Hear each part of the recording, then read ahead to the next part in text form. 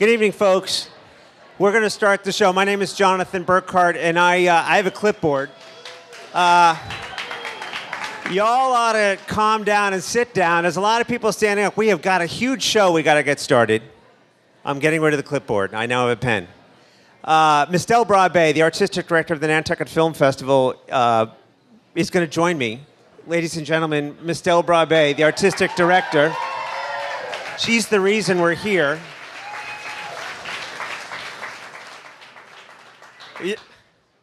I asked Jonathan to do the introduction tonight because I thought they've just all seen way too much of me, so I really want to go sit back down and get the show going. But anyway, so here's the deal. Welcome to the 11th late night storytelling at the 17th Nantucket Film Festival. They took the clipboard, so I don't have my notes, but what I'd like to do is introduce the judge for tonight, board member Donna Carey. Oh, timekeeper, and you have an instrument, correct? Yes. Donna Carey is born and raised on Nantucket Island, and has been with the Nantucket Film Festival from the beginning, and you'll hear more from him later. I'll be keeping score, or keeping score and keeping time. Very good. You don't want to hear from me, so let me introduce you, your host for the evening, Michael Malley, who you've seen in Glee, 28 Days, Leatherheads, and Shameless, and currently has a film playing at the Nantucket Film Festival called Certainty. Ladies and gentlemen, Mike O'Malley.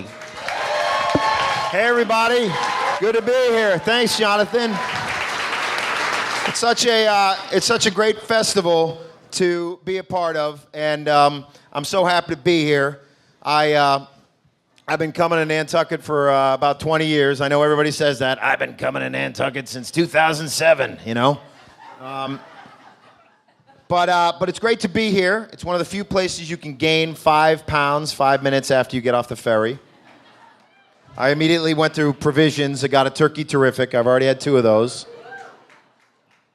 That's an unbelievable sandwich. I went over to Something Natural today. I got the one thing that's not natural there, those cookies that are the size of a small child.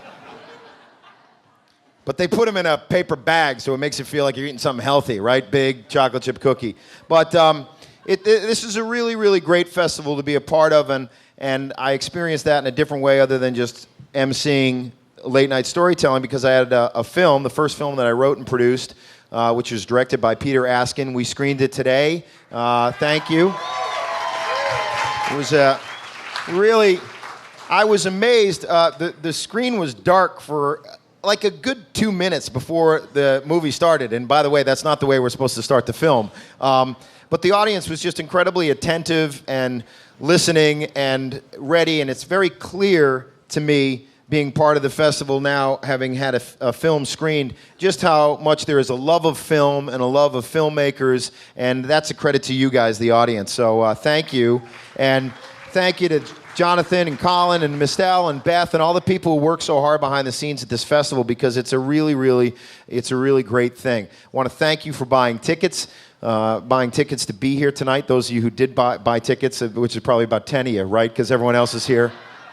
Everyone else is here on sponsors, all right? And I know my dad's here. He's drinking for free tonight. But it's great to have you out here. You know, what we're doing is raising money for, the Nantucket Film Festival is a not-for-profit entity. I know when you think impoverished entities, you think Nantucket Film Festival. But it is going to really a good thing, because it's helping develop people's art and helping people develop their voice and bringing great films to this community. They're doing a lot of great work. Tonight is late night storytelling, and is there anybody here other than my son, who's 5, who considers 9:15 late night? This used to be some drunken, raucous thing, I thought, that started at like 11 o'clock. It's 9:15, it's late night, getting tired. But we will be telling stories for about the next hour and a half. And the way this is going to work tonight is it's in 2 parts. The theme of tonight's late night storytelling is red flags. So we'll get into that in a moment. But we have 5 storytellers in the first part of the evening, and we're going to hopefully keep their stories under 5 minutes. And then there's 5 storytellers, some more professional storytellers, some comedians and some filmmakers who are going to be telling stories in the second part of the evening. There's not going to be an intermission, so if you want to go get a drink or need to go use the restroom, just do it, preferably when I'm on stage and not one of the storytellers. And we're going to have judges. So we have 3 judging panels here. Where are the judges? Where are you guys? All right, here are the judges right here. The judges, okay. And the judges are going to be, at the end of each story, we're going to be going to the judges. They're going to be scoring the folks' stories. And the winner, I believe, gets a bag of Nantucket Film Festival goodies, also known as nothing. Let's be honest, right? Who needs another canvas bag to buy groceries with? Nobody. Who needs another hat? Nobody. Okay? But there's pop chips. Okay, you can eat those. You can eat the pop chips. I believe they're a sponsor, right? There's a bag of pop. You got a case of pop chips for the winner of tonight's storytelling competition. Donick. So Donick is a we're very proud of Donick, those of us who spend a lot of time here on Nantucket. Donick is a very successful television writer and screenwriter who lives out in Los Angeles. He has written on The David Letterman Show, The Simpsons, currently on a new hit series, The New Girl. Let's give a round of applause to Donick right here. Thank you, Mike. Happy to be here. Donick is also the guy who invited me to be a part of this film festival, and I'm happy he's done so. He has a very important role tonight because some people have thought in years past that the stories have gone on too long. They've been long and meandering, and we don't want them to be that way. I will give an example of my first story. I'll show you what long and meandering is so you can know what to judge it against. However, Donick, you're going to be keeping time. I'll be keeping time, not checking email, unless there's a really boring story. And it's kind of like in an award show where we start to play a little music, or you have a sound. Yeah, I'm the orchestra. There is a little bit of a warning sound. It's something like this. Santa's means coming. We're getting close to the end of the story. And then once we hit the 5 minutes and start to go over, there's this loud noise that will mean it's over. You can join me clapping if we're really getting long. It's awesome. So that's great. I'm the annoying guy tonight. Those of you who are getting turned on by that sound, you should probably leave. Talk to your therapist. So the theme tonight, red flags. So red flags, I had my own idea of what a red flag was, but I looked it up. Hey, listen. You can't use that until I finish speaking. So I had my own idea about what a red flag was, which is, in the official meaning of that is a warning signal. A warning signal. Something that is signifying that you should watch out for this thing. Go ahead. Thanks for getting here. Thank you. Grab a seat. Anytime. All right? It's a very poignant story I'm going to tell right now about people being late. Welcome. They're all on the board. I won't be invited back. Great to be here. Thank you. So, red flags. Now, where red flags started, from what I understand, is they were used in battle. It was used as a fight to the defeat, a war that ended with the fight to the finish. I don't know how they warred back in the Middle Ages. I guess they didn't war to the finish. I guess they just went out originally and just sort of, bruised one another. But when they put that red flag up, it really meant a fight to the finish. And so all of these stories tonight will be along that theme, and they will be judged according to that theme. So Miss Dell and Beth said, Mike, do you have a red flag story? And I was like, look, I'm going to host. I don't want to do any work, okay? I want to have a couple drinks just like everybody else. I got to tell a story. But then something happened to me recently that I thought is a very good red flag story. And so I have 3 kids. I live out in Los Angeles. My kids are 9, 7, and 5. And one of the great things about having kids that age, they get involved in sports. And I myself, I love sports, and I love to be around my kids, and so I got involved in coaching their sports teams. It's great being around your own kids, sometimes not so much fun being around other people's kids, all right?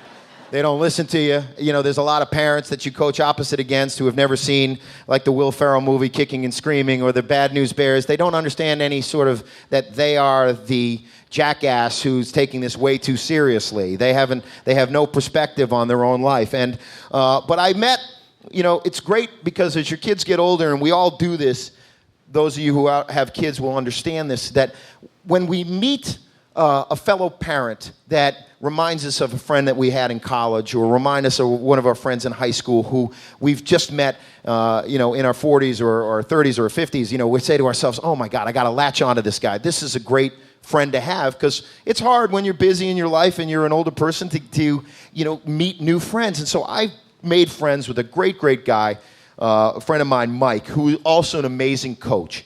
Played two sports at Seton Hall, but was a great quarterback, great basketball player, great baseball player. And that's great because my kid is then going to be coached by this guy. Well, Mike also struggles with his weight. And Mike had recently joined Weight Watchers. And he was very proud of Weight Watchers because it was a very simple program for him. It was basically the point system. I don't know if any of you have been on Weight Watchers, but the point system was basically, hey, you know, you can have a cookie, it's 2 points. You can have a piece of pizza, it's 5 points. You can eat whatever you want. You just can't go over a certain amount of points. Mike started to become very obsessed about the points, and everybody knew about his points. My house is a danger zone for anyone on Weight Watchers, okay? There are pastries, there is carbohydrates, there is sugar. There is so many bad things to eat at my house. So you have to be very cautious when you're walking around because it's all out there on the counter and there's always food to eat and there's pizza coming in. And so you have to be very careful. Well, Mike had been over my house, you know, early one morning, and then we went off to a baseball game, and he had been really pounding the M&Ms, and he would go to my Keurig coffee maker, and he had like 3 cups of coffee, and he was eating very unhealthy at my house, and we went off to a baseball game that morning, and he started, so here's the first red flag. The left side of his body was going numb. Yeah, not all these stories are funny, by the way, okay? I'm going to show you why I'm trying to be taken seriously as a filmmaker, okay? So his left side, now that's a red flag for, as you know, a heart attack. Then he started mumbling. That, if you're not an alcoholic, is a sign for a stroke. You start mumbling. You're not making any sense. So here we go. A dear friend of mine, 52 years old. He is having a stroke and a heart attack at the same time. And you know, it's hard when you see a friend of yours go through that, especially in this circumstance, because I looked at my friend and I thought, I don't want to coach these kids alone. I don't know so much, all right? They're hellions. They don't pay attention. I got 2 kids on my team who want to wear Crocs to baseball practice. Very undisciplined athletes out there at 7 years old in California. And so we were scared, and Mike's wife took him to Cedars-Sinai Hospital, and the game ended, and I took his son home, and you know, they were playing with my son and my wife, you know, and so I'm back at home, and I'm just, you know, death and stroke and all these things are just hanging over our head as we're waiting for, you know, signs of, you know, what happened. And not only that, but my wife was at a funeral on the East Coast, so his death was all around, and you just start thinking about death. First thing you think, have I paid my life insurance? Second thing you think, have I cleared my Google search history, okay?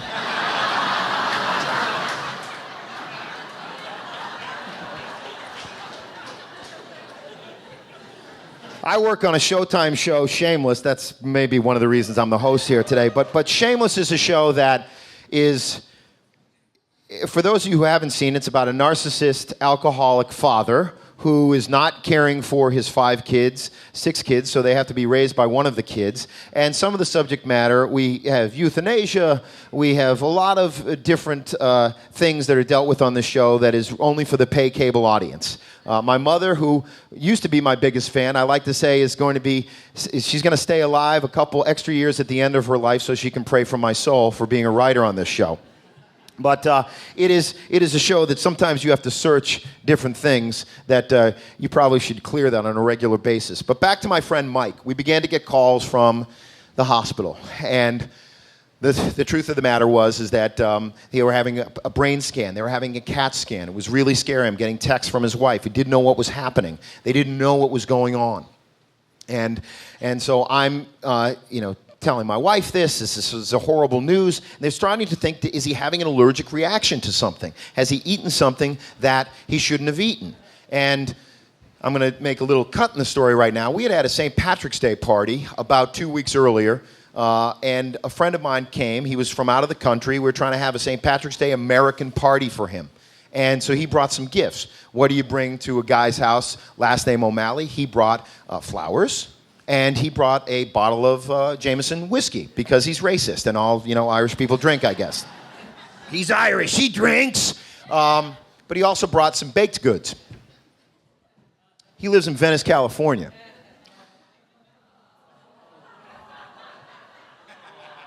Now, one of the things about being on Weight Watchers is when you have a cookie, it's 2 points. And when you start chewing it, you've already used up the points. Unbeknownst to me, my friend, who's no longer a friend, brought some hallucinogenic cookies in a clear cellophane plastic bag. Looked like they were natural cookies from Whole Foods or something. And there are so many cookies in our house. This was at the height of the Girl Scout cookie delivery service. There were cookies all over. These cookies were on the counter of our house for a week. I've got 3 kids under the age of 10. I do like whiskey. I have never partaken in eating the pot or the hashish cookie or brownie, so I did not know how to recognize this. And a lot of people think that back in California that that pot should be legalized and all of this should be legalized. The fact of the matter is that this guy had gone into a dispensary, and he had brought these cookies. He thought, this was his joke. Here's a little something green from Venice. Okay, now he was an hour and a half late to the party. Number one, we got food and people starving. It's 9:15. As you know, that's very late night. Here on Nantucket, it's late night over there in California too. People were starving. So I rushed him in the house. I didn't realize he's handing me the cookies. He made some joke about, here's something green from Venice. These cookies were in my house for a week. Thank God my kids didn't eat them. But they got the blood sample back from now, I'm now stricken from coaching anyone in California. My kids can no longer have play dates. My friend Mike has $50,000 in medical bills that we're trying, and now it's a permanent record that he's been poisoned by these drugs at my house. And what's interesting about it is, like, in my life, I really try to not have any conflict in it. I've really tried to design a life where I don't get in arguments with people, where things are somewhat predictable. I think that's a good thing after the age of 40, to just really try to avoid drama.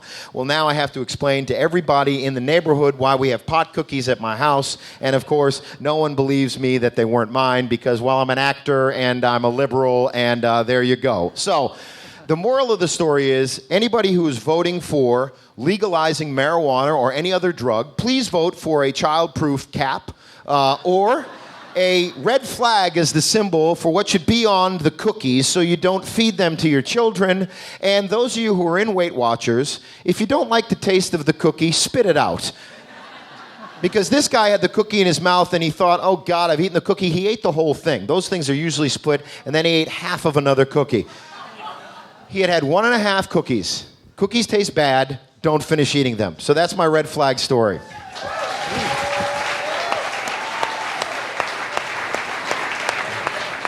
And as the host, that's a way longer story with than we're going to hear tonight. But I have to allow myself to do that. So we're going to bring up our first storyteller. Afterwards, we're going to go to the judges. We also have had great little sort of tweet versions of red flag stories, or things that were red flags to people. If you think of one that's actually happened to you, try not to make them up, because it's more fun that way. If they actually happen to you, come up, put it on a piece of paper, and put it in this box right here. We'll read some out. I already picked out these 4 just randomly. I'm going to give you an example of some of the red flags that people in their own life have had.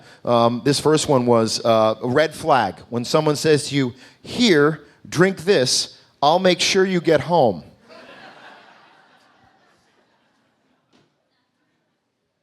Here's a red flag. when the Nantucket Film Festival said I would be paid for my work through educational experiences. I guess we have a disgruntled intern tonight. The Stella isn't cold enough for somebody, I guess. The Grey Goose isn't good enough. Here's a red flag for somebody. What is ceviche?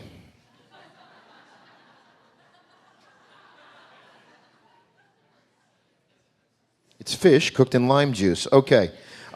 Here's a red flag somebody came up with. When I opened the box he gave me and there was a muskrat skull inside.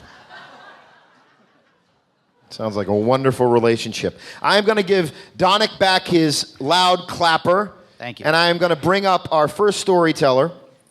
And our first storyteller is Bill Curran. Bill, are you here? Please give a warm welcome to Bill.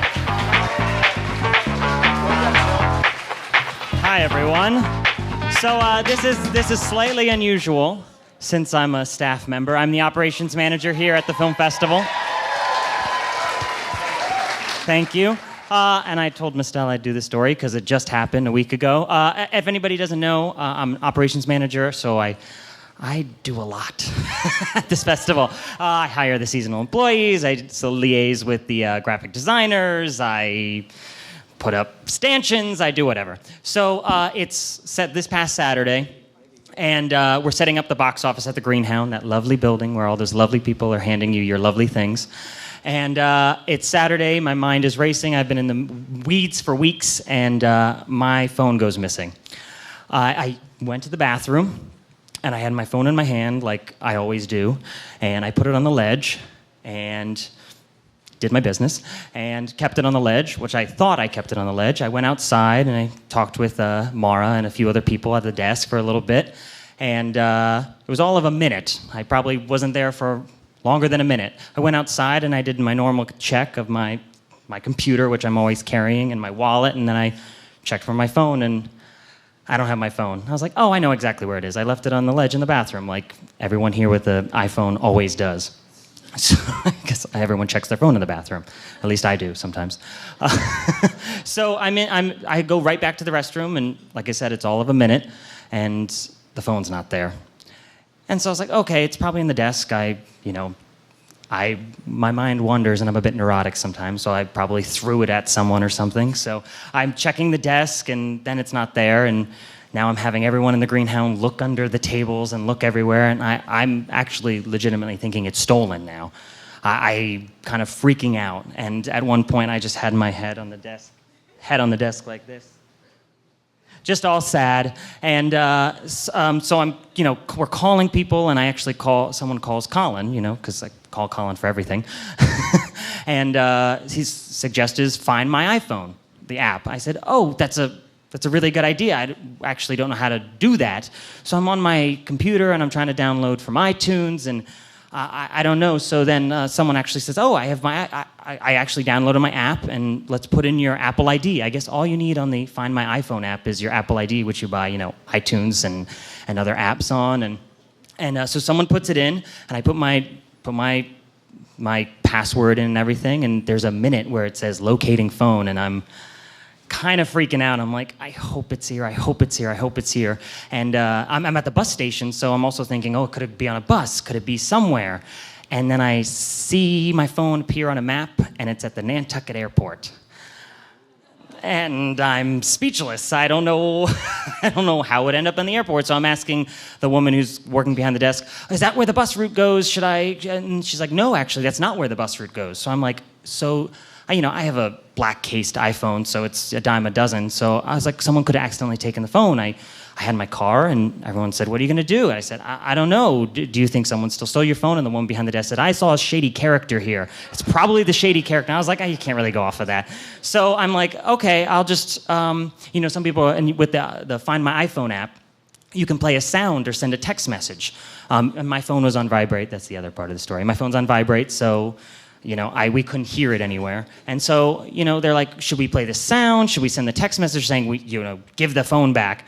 It's like, what is that going to do? They're just going to throw it somewhere, and I'm not going to see my phone again. So I said, I'm just going to go to the airport. I'm going to go to the airport and get my phone. What are you going to do when you get there? I'm like, I don't know what I'm going to do when I get there. So I'm in the car, I'm refreshing the phone, and the phone's like, I'm driving, and it's like between my legs as I'm refreshing, and it's, Saturday, so it's a lot of traffic. And then I have the bright idea that it's a Google map, and I had it on the street view. I didn't have it on the satellite view. So I said, I'm going to I put it on the satellite view, and the phone went from the parking lot of the airport to the private plane terminal. So now I'm just like, holy shit, what is going on? So I'm driving, and I'm actually calling people, and I'm from my other friend's phone who I'm tracking it on, and what are you going to do? I said, well, I guess what I'm going to do is just play a sound. Just play the sound and see if I hear it. Oh, okay. So I get to the parking lot, and I'm hanging up, and then I'm refreshing the phone every 2 seconds, and then I see my phone as a little dot move from the private plane terminal onto the tarmac. I run up to the security guard, and I probably seem like a nut like I do now. And I'm like, I'm in town, and you're not going to get this, but I tracked my phone here, and blah, blah. And the guy's like, just go inside. So I just go inside, and the woman at the desk is, how can I help you? And I'm like, okay, so that's not going to make any sense, but I tracked my phone here. I tracked my phone to the airport, and it's on the tarmac, and I'm showing her the picture. She says, okay, did you leave your phone here? I'm like, no, I tracked it here, and whatever. She's like, I'll just call the woman in the truck. You'll get in the truck, and you'll go chase your phone down. And I'm like, I guess I'll go on the tarmac. And so she's calling the person and blah, blah, blah. And as I'm about to head out, I think she was slightly confused because I was crazy. So she's slightly confused. And so I open the door and she goes, are you a pilot? I was like, no, I'm not a pilot. But I don't have time to explain the story, so I just head out the door. So I hop in the truck, and the woman is very nice. And she says, hand me the phone. We're going to try to track it. And she's like, oh, there's a few planes that have taken off. I'm finishing up. There's a few planes that have taken off. And then I see actually my phone move. It moves. And then she said, oh, I think it's those people over there. And there are people getting on a private plane, and I recognize them. They are from the Greenhound. I'm like, I know those people. They were there. They were totally there. And not to sound anything, one of the guys looked like he could be playing the dueling banjos in Deliverance or something. So, they had a private plane, though. So we pull up, and the woman rolls down her window and says, excuse me, this gentleman left his phone somewhere. Do you guys have an extra phone? And they all shake their heads, and I have the phone teed up to play the sound, because I'm like, I'm going to play this sound, and I'm going to find this phone. So I have it teed up, and then all of a sudden, the gentleman pulls it out of his pocket and says, are you looking for this? And I said, oh, yes, that's my phone. That's exactly my phone. He's like, you left it outside the building. I was like, no, I didn't leave it outside the building. He's like, you left it outside the building. But I guess I'm so blown away that I have my phone that I just say thank you, and I get in the car, and then I hop in the car, and I realize that he's trying to steal my phone, and I then realize I pulled off some James Bond something. I tracked my phone to the airport, to the private plane terminal, and stopped the thief as they were getting on a plane. And now I can help all of you. And now I'm not so crazy, and I'm a little calm, and the festival's going well. And thank you for having me up here. All right. Yeah, nice job, Bill. Get that Find My iPhone app. Superhero. Find My iPhone app. Let's see if there's any more red flags that people have had in the twisted lives of the folks here. We're going to go to the judges first? Or oh, you want to go to the judges? Yes. Judges. We have. You tell me when you're done, but write down your scores. And here's another red flag someone wrote down. So there he was. So there he was in his Union Jack underpants.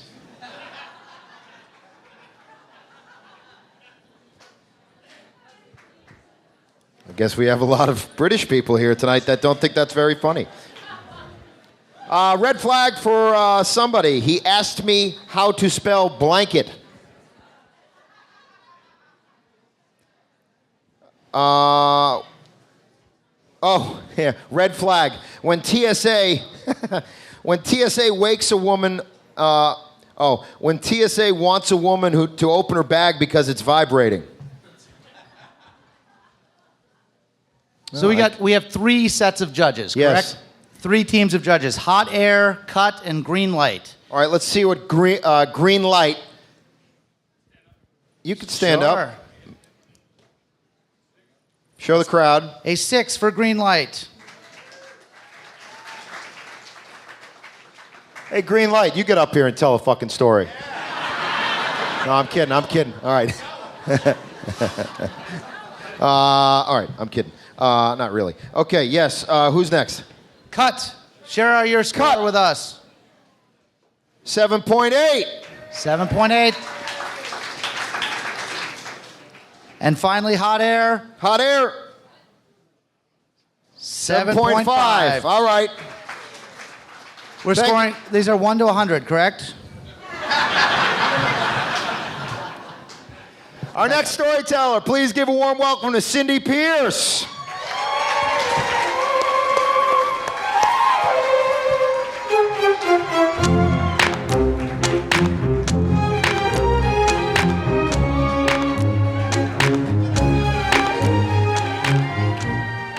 Hi.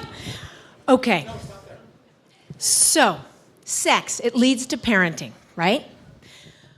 But that parenting really doesn't lead to that much sex. I think people who have kids know what we're talking about. I mean, basically, parenting puts a giant red flag, like, right in the middle of your sex life, right? It's done. You gotta work at it. Now, I can't say that's the case for, say, my husband and most husbands. They're ready to rumble. They'll mount up with kids playing Legos in the corner, 104 fever, they're on it.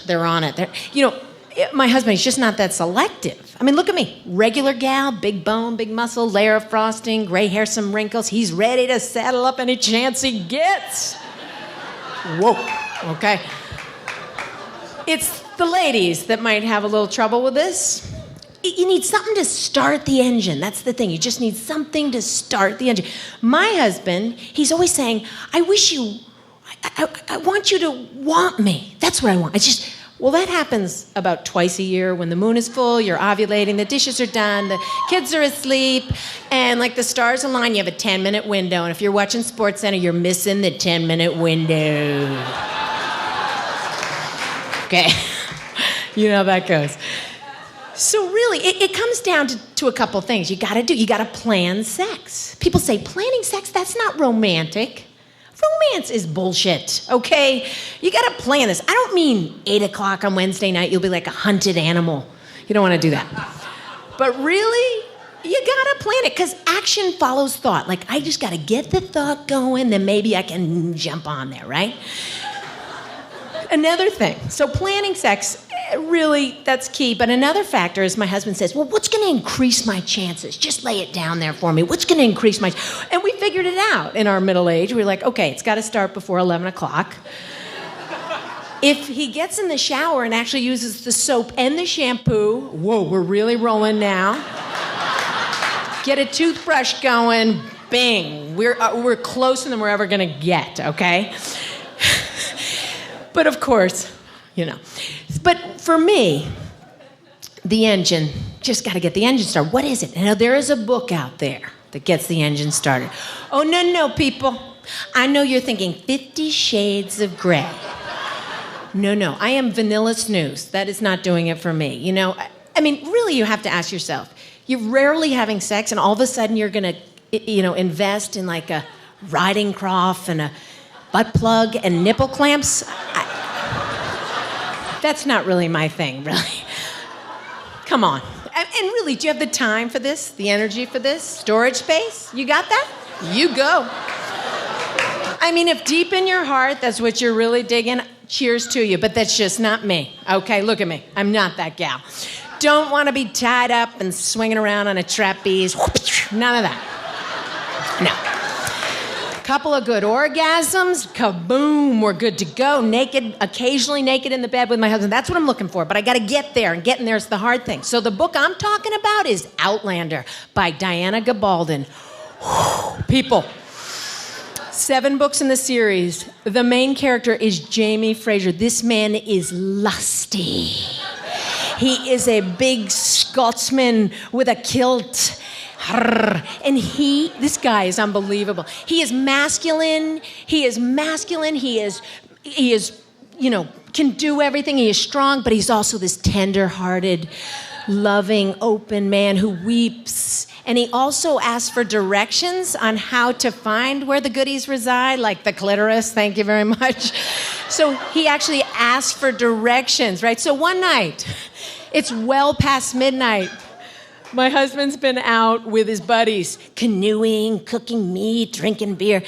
And he comes back way after midnight, right? And he shows up, and the light is on in our room. He's like, what's up with that? I'm up there reading Outlander. Okay. He comes up the stairs. I can smell him. I can smell the charred beef and the campfire. I can smell the BO. And then he walks in the room. He is visibly gross. He is greasy. He is dirty. He is gross, foul. And he's got, greasy hair. It looks disgusting. But I am rounding on him like a tigress in heat. He cannot believe his good fortune. He cannot believe it. His pants are at his ankles. He is diving in the bed with that headlamp still on his head, skewed off here. He's not going to miss his chance. Not going to miss his chance. So really, your sex life, there's too many red flags. You got to plan. And another thing is, fellas, ask for directions. The clitoris is hiding out under a hood. It's elusive and pesky and moody. It's in the kelpie folds. You've got to work towards it. Ask for directions. For even if you've been in a relation for 30 years, ask for directions. And ladies, be the GPS and guide the fellas in every time. Thank you very much. That's it. Yeah. Yeah, that's Cindy Pierce. Cindy Pierce.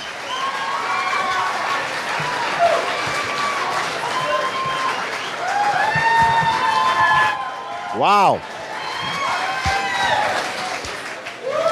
In the kelpie folds. That sounds like a lost Robert Frost poem. Two roads diverged in the kelpie folds. I will never enjoy sushi rolls quite the same. Is that made out of kelp? Cindy Pierce, let's hear what they think. Let's start with hot air this time. Hot air, what did you You guys give can't Cindy? confer with each other, you judge teams. Hot air, 8.5. 8.5. Cut, what do you think? 8.5. And green light? This is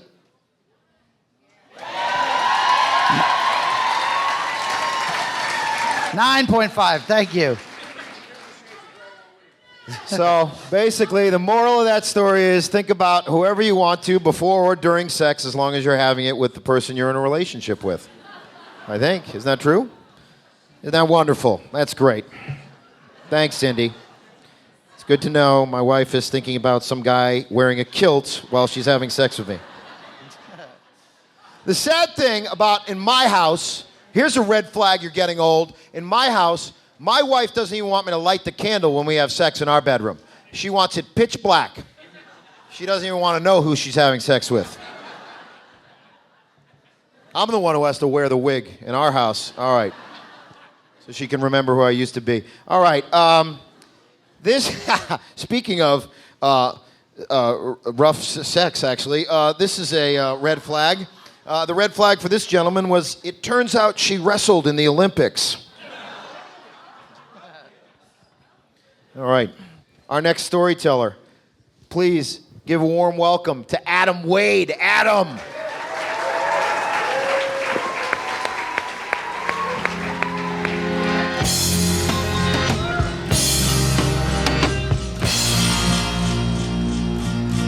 Great to be here. My name's Adam Wade. Growing up, I'm from New Hampshire. When I was in high school, thank you. I just wanted to belong to something in high school. My freshman year, I was in the marching band, and I was kind of like ostracized from the marching band. Think about it, if you're socially ostracized from the marching band. So then my sophomore year, I was on the golf team, but I was a reserve, so I didn't even get to play.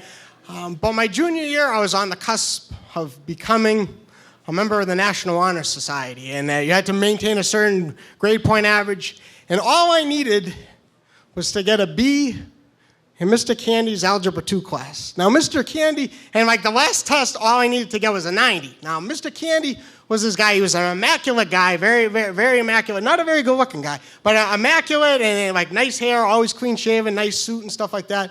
But he was kind of like a dick. And like the reason why, he was like a cocky bravado. He was married to like the hottest woman I've ever seen in New Hampshire. She was like a former Miss New Hampshire, so he had that swagger because that was his wife. They got married. He was like in his 40s, and they got married in like the early 80s. And it was like the same time Princess Charles and Princess Diana got married. So they were like our royal couple, like the perfect couple. And but like then, like, cause she of course was beautiful. She looked like Princess Diana, and he looked like Prince Charles. Like one thing about them though is like as the years went and their marriage on, there was like this huge rumor around town that she'd been seen in Boston holding hands with her next Red Sox great, and like things were going on. So I had to just get a 90 on the test, and I studied really hard, and I ended up getting an 88. I got class brown noser for my class superlative, so I thought I could work my magic. So I went over and I go, Mr. Candy, your tie looks really nice. Mr. Candy, can I do any like extra credit or anything to get the 90? National Honor Society. If I just get, he's like, no, you can't do anything. I go, please. He's like, no, I'm by the book. That's it. Asshole. So I started to cry slightly, and then I ran to the bathroom to the second stall where I'd always go to cry, and I stayed there. Now, in high school, I was very good friends with the janitors and the lunch ladies. We were like kindred spirits, so we would always talk. And I would tell them my life story, and they're like, that guy's an asshole, and we're going back and forth. And then a couple days later, like one of the janitors is like, hey, did you hear about your buddy, Mr. Candy? And I'm like, no, what happened? They're like, his wife left him for a ballet dancer in Boston. I was like, oh, that's great. That's what happens when you fuck with Adam Wade. Karma's a bitch. And then, like, I went down to the cafeteria, and I was talking to the lunch ladies and stuff, and they're like, hey, Mabel, make sure you get his bagel right. The wrath of Adam Wade. Your spouse might leave you. And I was like, Mabel. So Sunday night, I was working at a restaurant. I worked, like, a takeout area. And a car came in on Sunday night, and it was Mr. Candy. And he didn't look good. His hair was, like, out of place, and he hadn't shaved, and his suit was all dirty. And he ordered a hot dog and a fry. So it was a short order cook. I cut the hot dog, X's, I made it, put it on the grill. Got the buttered roll, I buttered it nice. And I just kept looking at him. And like, I'm not gonna lie, like I did have a satisfaction with this guy that he was having trouble. But I kept looking in the rear view, and he didn't see me, he was just in space. And then when I started to make the hot dog, I looked under the heat light and there was more food there. So I got the fries, and then I put the fried clams, the fried scallops, fried chicken tenders, and I filled the whole thing up, and I packed it in, and I went out, and I go, Mr. Candy, here you go. And he's like, okay. And he went into his car, and I could see out the window, and he opened it up, and he was like, oh, my God. And he just started stuffing his face, and with a smile on his face. So that Wednesday, I got my report card. Oh, and when he left, he flicked me the high beams, which was a good sign. On Wednesday, I got my report card, and I had a 3.52. I made National Honor Society. Thank you. Mr. Candy gave me not a C+, not a B, he gave me an A. Immediately I had a major panic attack because I'm like, holy shit, like he made a mistake, and so I kept it on the DL for like a week and a half. I didn't tell my parents anything. And then when they made the formal announcement, it said Adam Wade, and I made it was good. And it was like the highlight of my high school years. Like we had like this big assembly, and you had to light a candle and stuff. And I'm not good with I get nervous with matches and stuff. So like they take like a nice photo, and you're supposed to frame it, and it's me and my advisor, Mr. Doble, and I'm going like this. So then there was like the reception area, and there was like a big crowd, and then my parents were there. Thank you, sir. And there was like my parents were there, my grandmother, my Aunt Ariti, my brother, and it was like the first time my father ever said he was proud of me.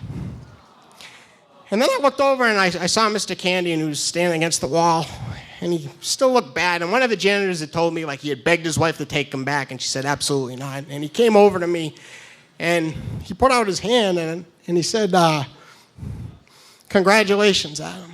And I go, thank you, Mr. Candy. And I shook his hand. And he goes, "You're a good kid. You deserve it." And I hugged him. Thank you. Nice job.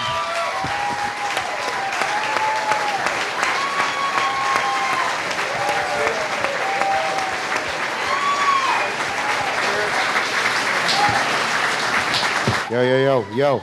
That's Adam Wade. Let's hear it for Adam, everybody.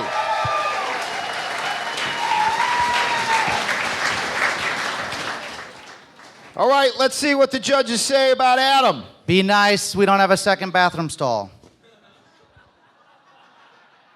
What do you got, hot air?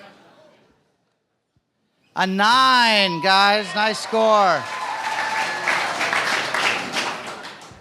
Cut. What do you got?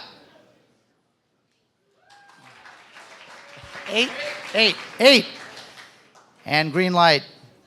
Where do you weigh in? With an 8. All right, let's Nice hear job. it. All right, Adam, nice job. If I knew that I could have got on the National Honor Society by bribing someone with fried scallops, I would have. I went to very smarty pants school where the National Honor Society kids were the actual bullies. I wasn't in that. It's true.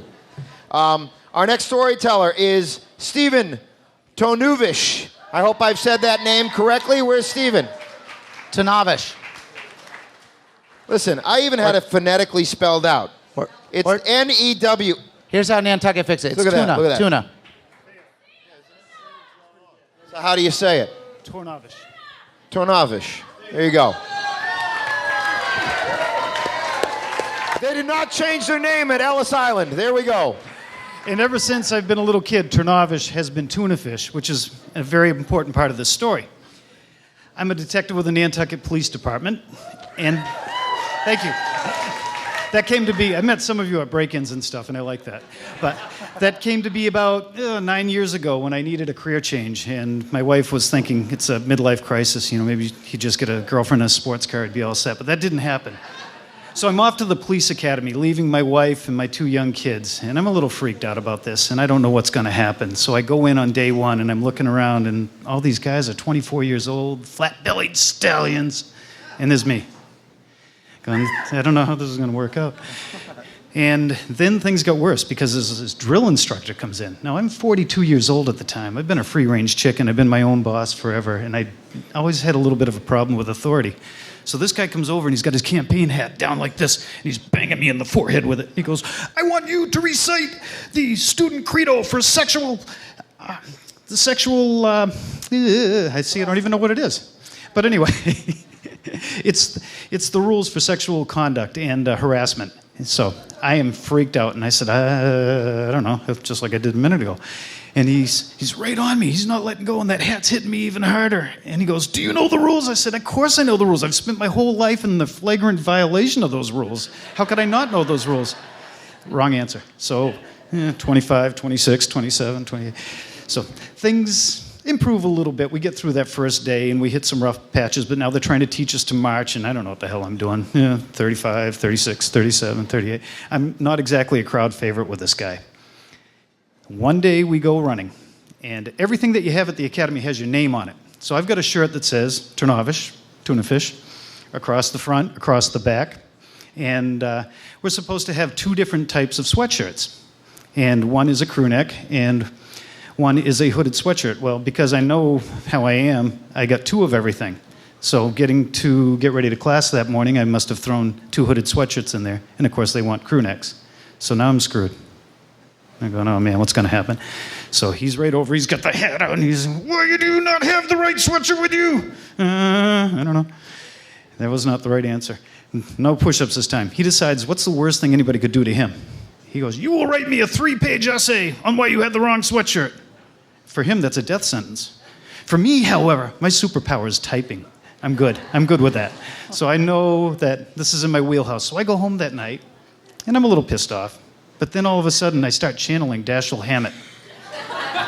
I don't know where this comes from, but I write the best thing I've ever written. I write this 3-page paper about Agent Tuna, the undercover spy who has been sent to the police academy but is really available at all times to protect national security, and ends up on a Russian fishing trawler killing 4 people with his bare hands, out all nights, finds the nuclear detonating device, takes it out to the awaiting destroyer, hands it off to the Navy SEALs, gets flown back to where his car is, drives home, gets 45 minutes of sleep, and throws the wrong 2 sweatshirts in his bag because he's really tired. So, I am going to tell you that those flat-bellied kids did not write stories like this. All right? The next thing you know, I'm in the director's office, in the chair of destiny. There's one chair in the room facing the director's desk. And the drill sergeant, he's got his cover on, he's right there, standing over me.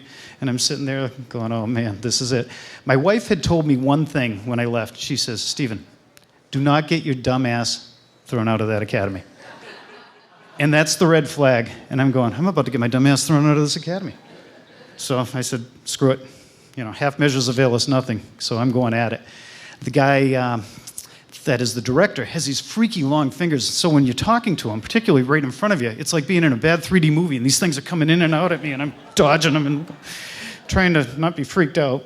And he goes, Tanavish, what exactly is your deal? And then this calm came over me. And I had that moment of conflict. I've always been a wise ass, but I hear my wife. But a red flag also pisses a bull off, so here we go. I said, well, that's a good question to ask, sir, because here exactly is my deal. I'm 42 years old. I got 2 kids. I've been married twice. I'm 9-1 in the boxing ring. I've been in a half dozen lawsuits, and I've been hit in the head with an anchor. I don't scare easy. And you guys run this place based on fear. So we got an inherent problem. And they're both looking at me because this is not the reaction that they're looking for. And so the drill sergeant comes over and he tries to read the paper and he gets stuck on the first paragraph. Yeah. And so the director's just going to... So he says, explain that paper to me. I said, well, it was a metaphor.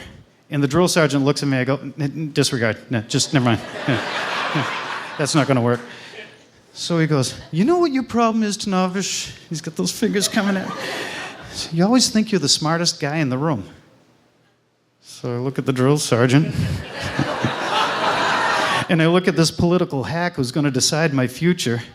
And I say, screw it. They didn't like that. Get back to class! Yes, sir. Yeah, up I go. So I'm thinking, all right, well, I'll be packing my shit and I'll be on the night boat and have to tell my wife how I got my dumb ass thrown out of the academy.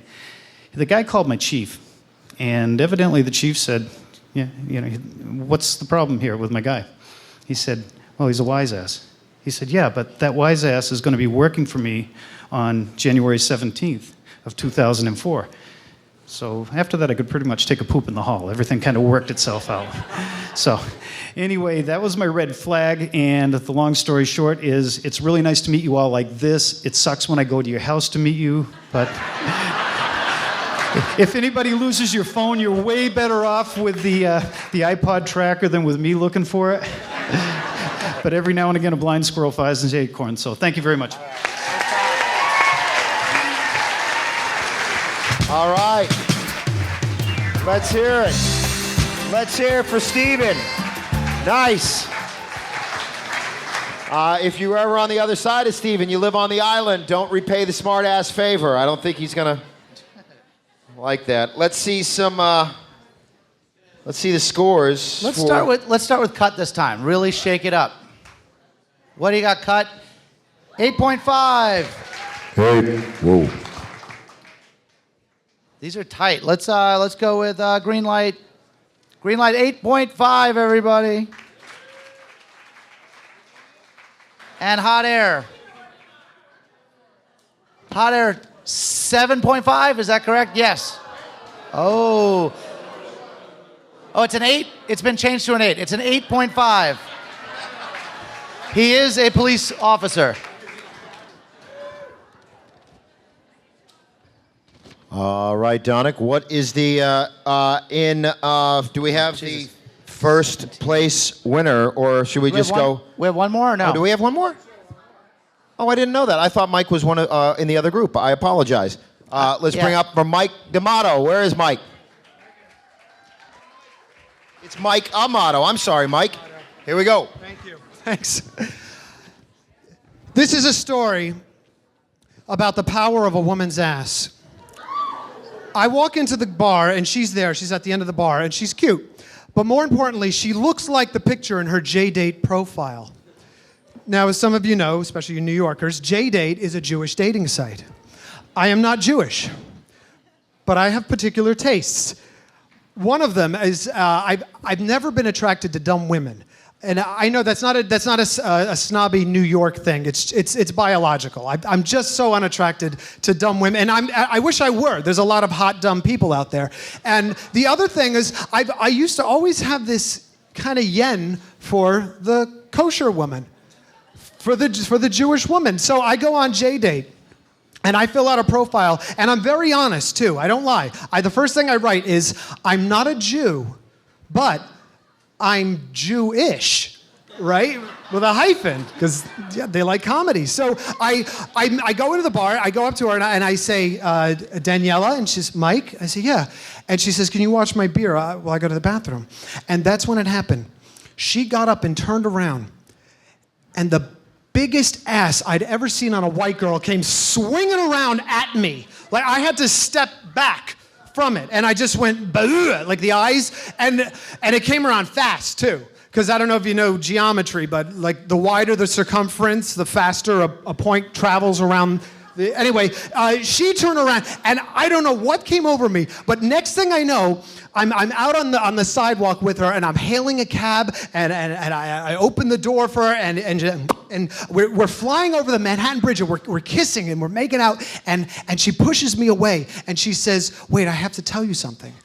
And I said, what? And she says, I'm engaged. And I said, okay. She said, no, there's more. I said, what? She said, I've never been with another man other than my fiance, Moses. Moses. His name was Moses, right? And so I said, well, then we have to do this. Well, this has to be done. We're doing it. This is my wedding present to you. We're doing that. And I know, but listen, if she married that guy, she's going to spend the rest of her life wondering what another man is like. Or more likely, she's going to go find out what another man is like. I'm not doing this for me. I'm not even doing it for her. I'm doing this for Moses. And I know it's not my business. You're right. It's my pleasure. So I get her into my apartment, and I spend all night just scaling this thing like Gollum in Lord of the Rings. Like, I mean, we took a shower together, and like the water is cascading off the side of it, and I drank the water, and I got young. Like, I was like transfixed on this thing. It's like I hit the jackpot. And so we saw each other a couple more times, and then like one afternoon we're lying in bed together, and we're just like snuggling, and her phone starts bouncing around, and I look at it, and I see the name on it, Moses.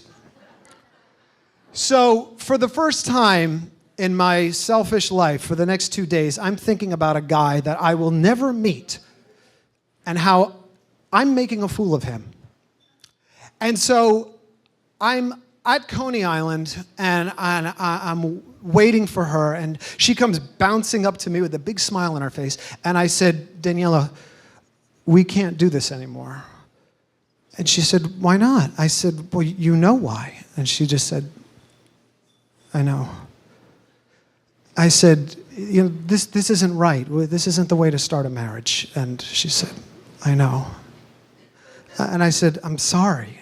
And she said, it's okay. And I said, look, it's going to be okay. Besides, look, Yom Kippur's coming up, so you're going to be with your family, with him. And she said, what's Yom Kippur? I said, it's one of the high holidays, right?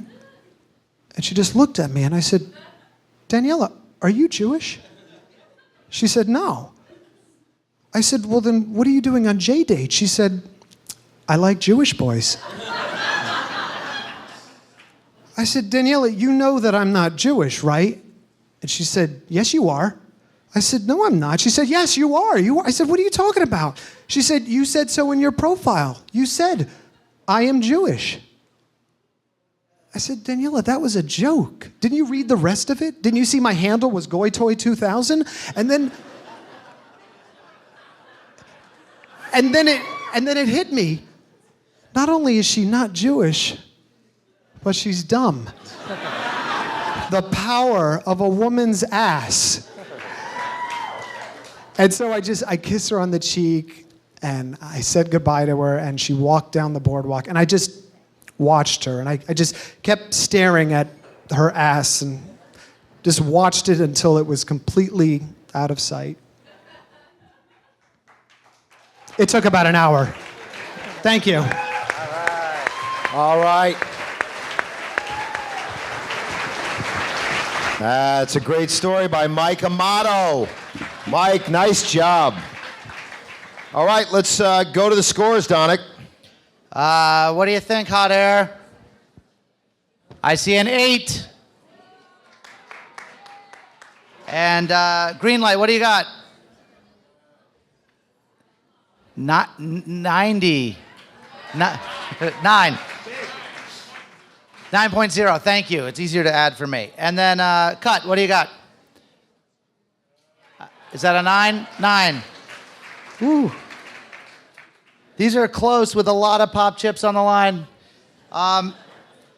There's a 25.5 for Tuna, 26 for Mike Amato, 26 for Adam Wade, and our winner with a 26.5, Cindy Pierce. Congratulations, Cindy. All right, Cindy. Where's the tote bag with pop chips? A Nantucket Film Festival visor. A catalog to the rest of the films in the festival. Where is it? Where's our prize? Cindy Pierce, come on up here and take a bow, Cindy. That's not easy. Cindy. Take a bow, Cindy Pierce. All right. Thanks, Cindy. Good job. So we're going to keep going with now some of our professional storytellers. We want to thank our judges, and we want to thank everybody who got up there and told those stories. They were all great. I didn't even want to do the scoring. You're all winners in my mind. You got up here and you told stories, you entertained us, and you helped us raise money for this wonderful festival. So thank you. You entertained us. Our next storyteller, before I get to our next storyteller, I'm going to read a couple more of the red flags that you guys had written in the box. Here's a red flag. When he said after our first date, "Would you like to go home and watch Cabaret?"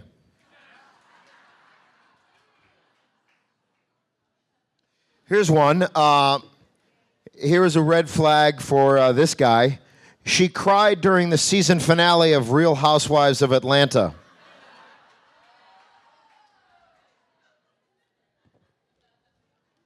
So we are no longer judging the stories. We will only judge them by your laughter or your enjoyment of the stories. We're not going to be giving scores anymore. Our next storyteller has appeared in a variety of films, including in Education, The Gangs of New York, and American Psycho. She will be in tomorrow's stage reading of Alexander Payne and Jim Taylor's The Lost Cause. Please come see that. That's tomorrow at 1 o'clock at the high school. At the high school. And you know Alexander Payne and Jim because of, all their great movies, but Sideways in particular. Please welcome to the stage Kara Seymour. Kara, come on up. Welcome. It's a lovely, warm crowd. No need to be nervous. They're lovely. I'm terrified. Hello. Hello. Well, my story takes place when I was 17. All right, hold on. Kiss the microphone. Kiss that microphone. There you go. No, I mean, talk as close as you can to it.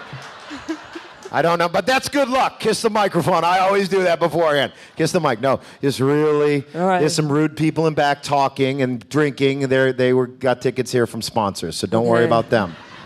They have no respect for the storyteller, but you just get right close to that microphone. It's okay, like here we a go. comedy thing. So I was 17, and I was trying to break into acting, and I wasn't doing too well. And I was looking in one of my mum's fancy fashion magazines, Vogue or something, and I was flicking through the back, and I noticed amongst the classified ads, amongst the plastic surgery and health farm ads, an ad for Star Nest Agency, models and actors wanted for commercials. So I thought, great, this is it. This is my chance. This is how I'm going to break through and be a respected artist. So I called, and a very nice girl answered called Cheryl, and she said, yeah, sure. Have you got any experience? And I said, no. And she said, do you have any photos or a portfolio? And I said, no. I said, but I do have some holiday snaps or some... Oh, she said, good, yeah. Anything on the beach? Or, and can you bring a bikini? So I thought, yeah, why not? And so I thought, this is it. This is my chance. This is my chance. So I conscripted my friend Alison, who in to come and accompany me, and she always really had a good sense of humour about my theatrical ambitions, and because no one was in acting where I came from, they were all in bands and that, and so because actors had posh voices, you know, and so on the day, you know, I was always trying to speak like that, but it didn't work. And so we went up there on the day to Oxford Street and Back Street, and the office wasn't as glamorous as I dreamed of, and it was a kind of nasty Victorian staircase with brown nylon carpet. So we went up it, and there was a girl there with big boobs and a low-cut top. That was Cheryl, and she said, sit down, make yourself comfortable, and Stavros will be ready for you in a minute. So we sat down for a very long time, and then finally she said, I think Stavros is ready for you if you'd like to go through. She kind of looked me up and down because it wasn't that big. And so we went in, and he waved a kind of hairy hand. He didn't stand up or anything. He said, sit down. So we sat down, and he goes, couldn't really understand what he was saying, but it sounded like, so what do you want to do? So I had this great idea. I said, I want to be this really punky, cool actor. I want to be like sort of Gary Oldman or like a female Marlon Brando. I want to make a difference. He looked a bit confused and said, can you show me your photos? And I was a bit embarrassed because my photos had all my friends in them from a Bournemouth Soul Weekender. I said, oh, that's Grant, that's Helen. But I thought they, showed I had personality and style. And he looked at me and went, these photos are no good. I said, oh, I was a bit crushed. And he said, can you stand up? So I stood up. And he said, can you turn around? And he went, not bad. And he said, listen, I will help you. I will take some photos of you. If you come into the next room, I will take some photos and they will help you with your career. So I looked at Alison, we went, why not? So I went into the next room, and it was all looked very professional with cameras and lights and everything, and he pointed to a curtain, he said, change in there. So I went in with my bikini, and it was a 50s retro bikini. It wasn't exactly sexy, but it was sturdy.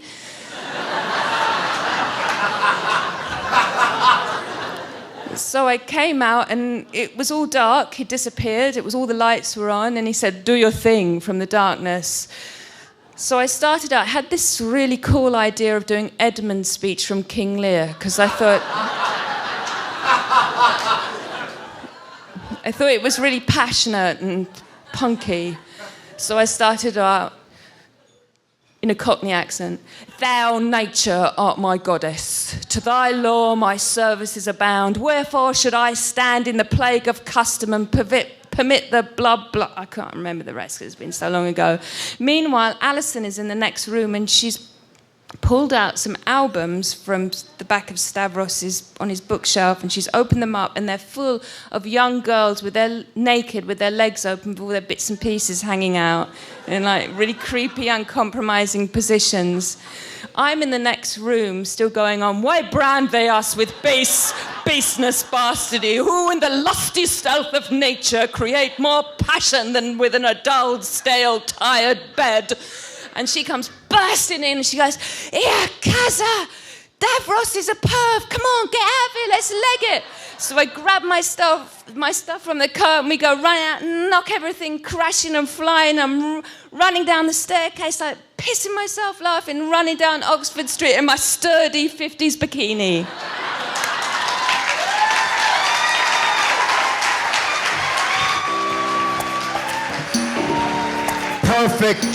Perfect 10 for Cara Seymour.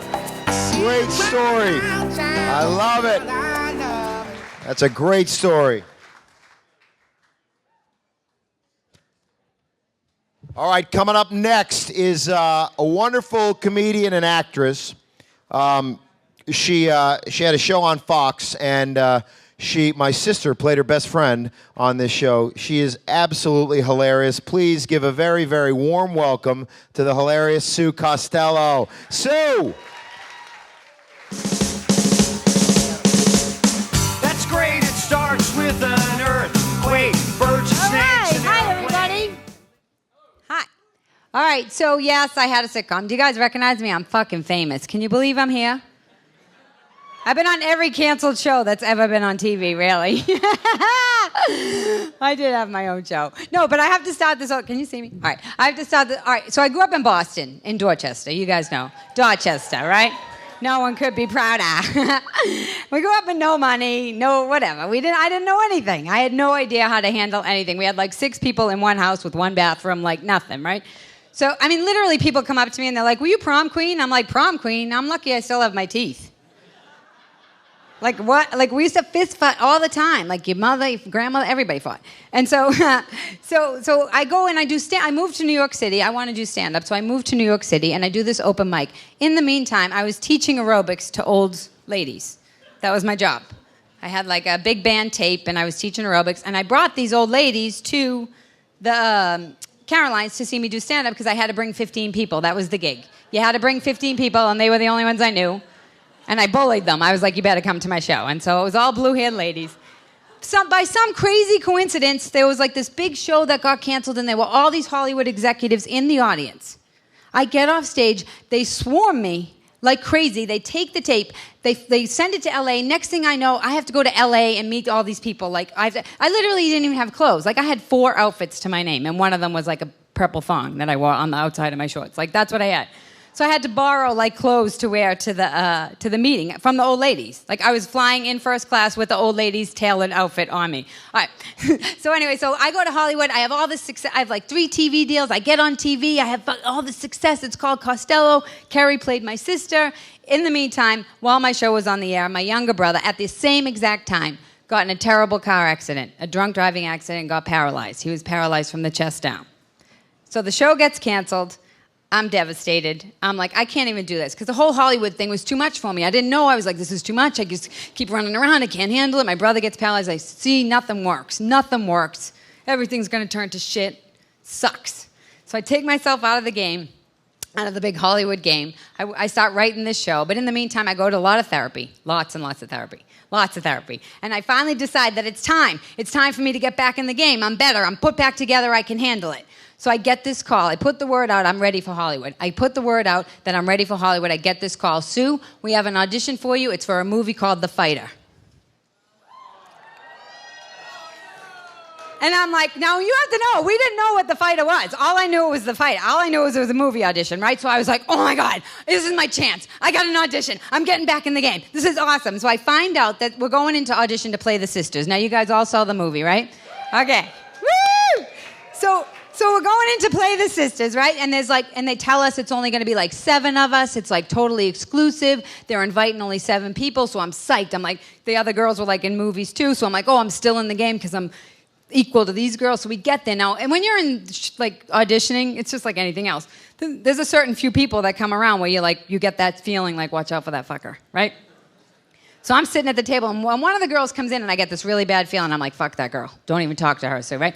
So we're doing the audition, we're improvising and everything, and so then they all leave, and now they're going to do, remember how they did the HBO documentary on Christian Bale? Well, that's how they were auditioning us, as if we were the sisters, and they were interviewing us for the HBO documentary. But before that, they wanted us to slate. So they were like, now remember, I come from Boston, practically have no teeth, go to Hollywood, now I'm back in the game. They say, what's your name? I'm like, Sue Costello. They're like, how much do you weigh? I'm like, 100 pounds. They're like, have you ever been in a fist fight?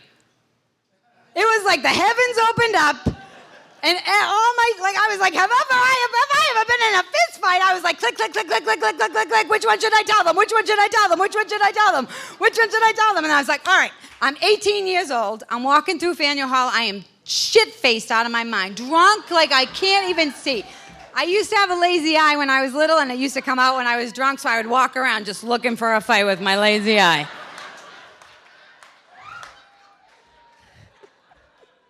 And my sister was at BU Law at the time. She had one semester, like moot court, one semester of moot court. That's it, right? And she was always like trying to get me out of trouble. Well, walking through Faneuil Hall, I got the lazy eye, looking for trouble. This girl was like 6'7". She had a leather jumpsuit on, zippers all over it, walking like this. And my sister knows. She turns around. She says, "Don't you say a fucking word." Me, I'm all ready.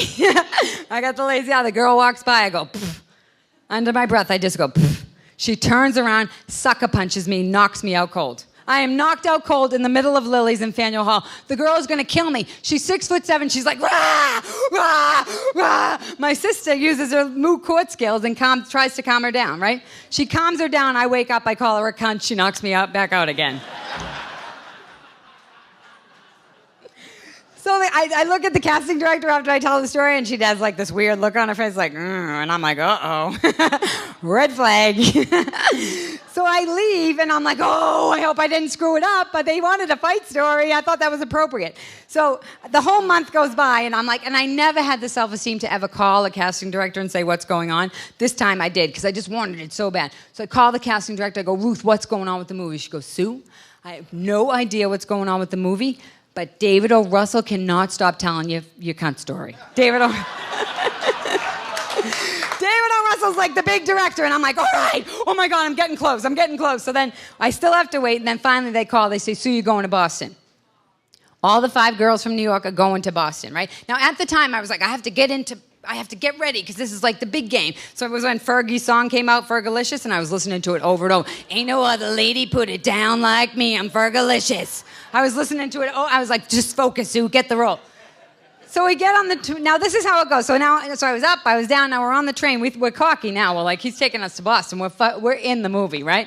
As we're going to Boston, we find out there's 7 sisters, right? As we're going to Boston, we find out that there's 7 other girls from Boston going to be there, and 2 girls from LA got the part. So now the competition's worse, so now there's only 5 spots left. Now the girl, the one that started, she was on the train. I was like, fuck her. Watch out for her. She started in with everybody. I could tell she's going to sabotage. And I'm like, oh my God, I have to figure out a way to stay friendly enough with these girls, but not get sabotaged. Because if I'm going to be on screen with them, I have to look like we're sisters. So I'm like, this is going to be a big thing. Ain't no other lady put it down like me.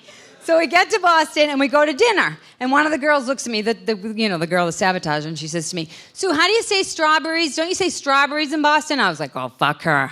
She's trying to get in my head. You say strawberry in Boston. I was like, I left. I was like, I'm not even going to. I went upstairs, and like Federer and Nadal were playing. It was like a rerun of last year's Wimbledon. I was like, look, they're on the field. They might have coaches and girlfriends, but it's them. They're the ones that are on the field. They have to do it. So I go to bed. I wake up the next day. We go to the audition. Now we're all there, like 10 of us swarming like bees, like waiting for the audition to happen.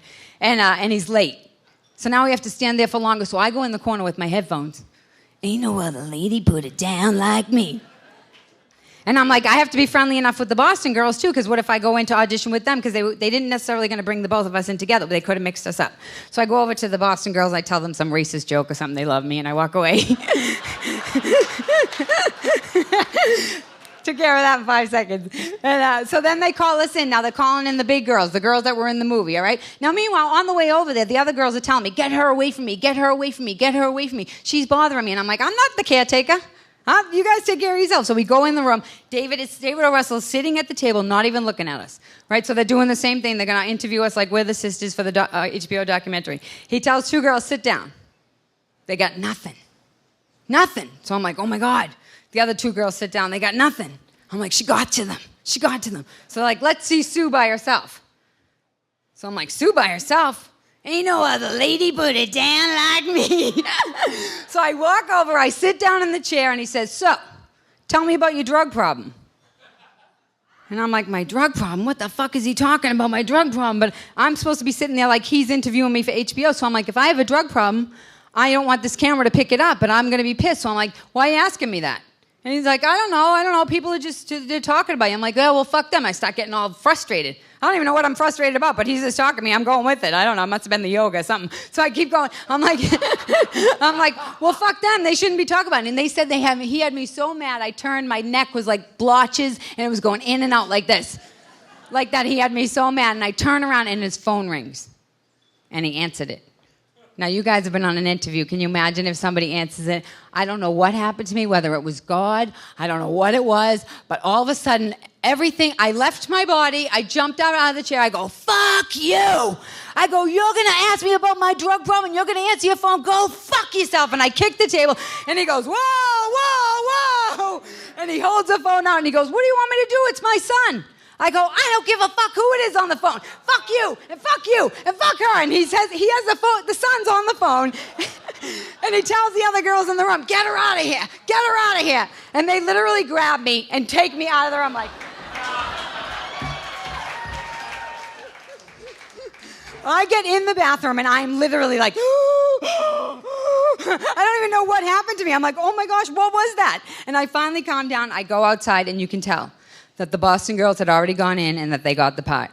And my heart sunk. And I was like, oh, ain't no other lady don't have it like me. And all of a sudden, the door comes flying open. It's the casting director. And she's like, where's Sue Costello? Where's Sue Costello? I'm like, I'm right here. She grabs me by the face. She's like, you're going to be in the movie. You're going to be in the movie. You're going to play a crack addict. I'm like, I am? She's like, yes, that's what he was auditioning you for a crack addict. All right, that's all. Thank you very much.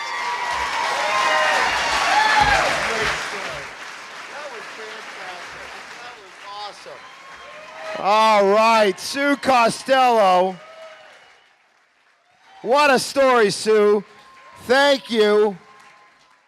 Sue Costello, I'm sure she's on Twitter. I am sure she's on Facebook. Check her out. She is absolutely hilarious. We have 2 storytellers left, and both of them are fantastic. If you listen to NPR, our next storyteller began his national broadcasting career as a commentator for NPR's Evening News. He's the author of 7 books and actually 15 audio titles, and he's currently a panelist on Wait, Wait, Don't Tell Me. How many people listen to that show in this audience? A ton. We're very, very glad to have him here. Please give a warm welcome to Tom Badette. Tom, where are you?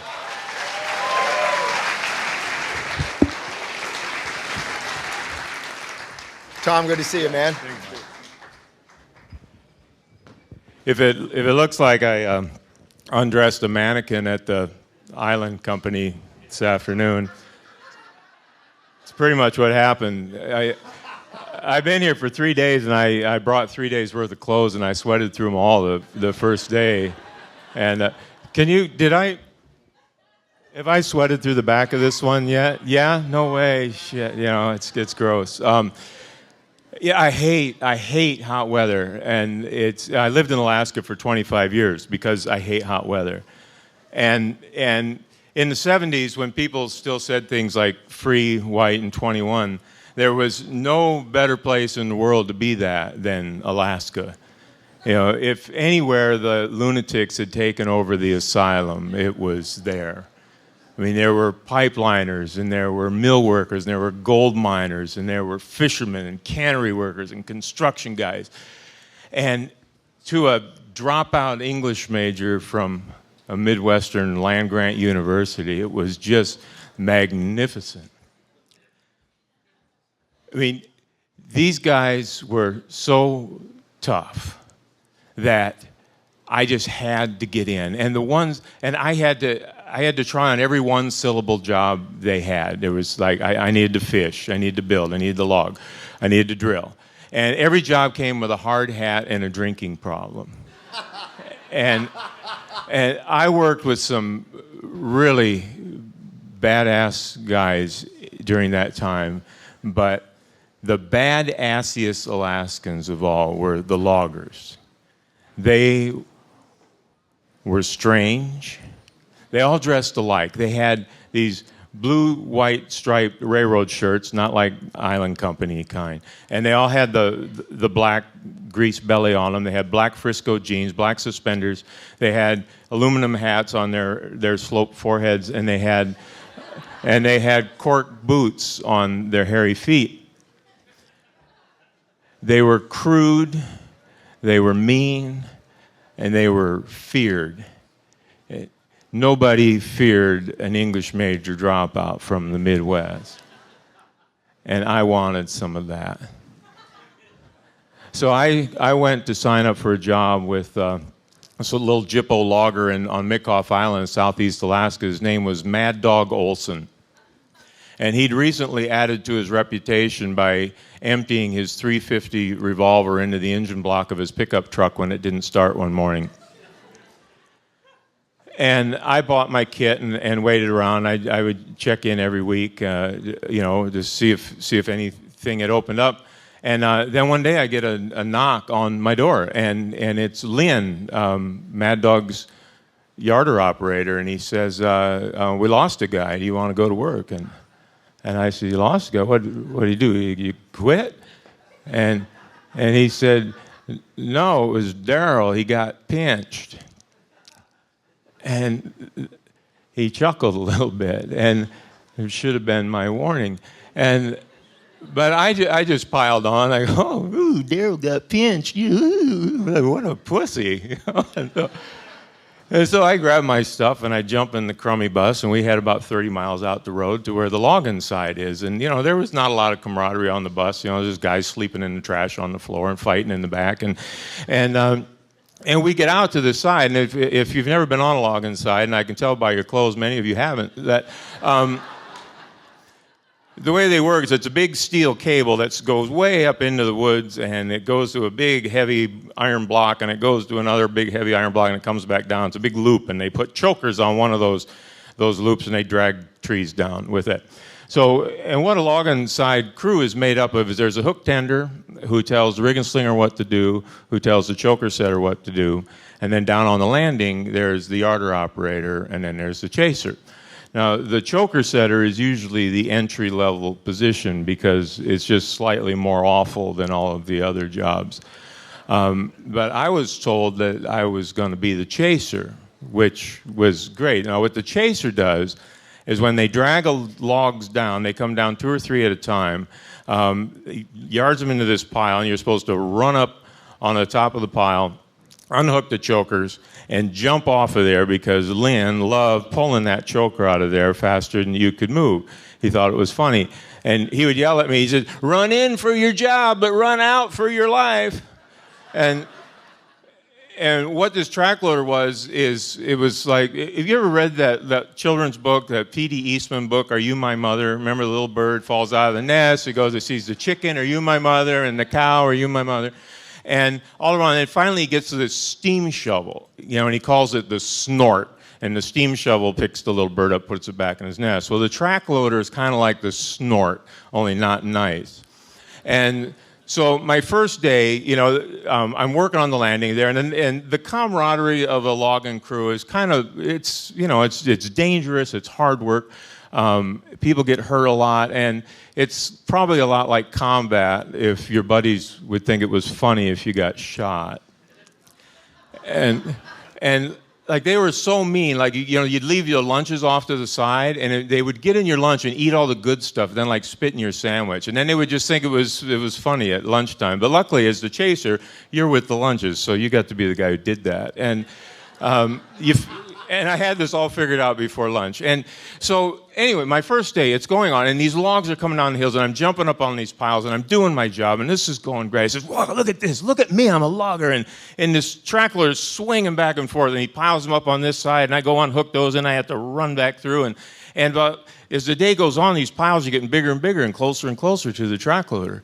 And pretty soon, it's like I can't fit between the track loader and the logs until it swings. And so I'm timing my run through there, and it's getting really scary. And finally, I'd had enough, and I said, "Lynn," I said, "is there any way we can move this thing? Because, I'm going to get crushed in there."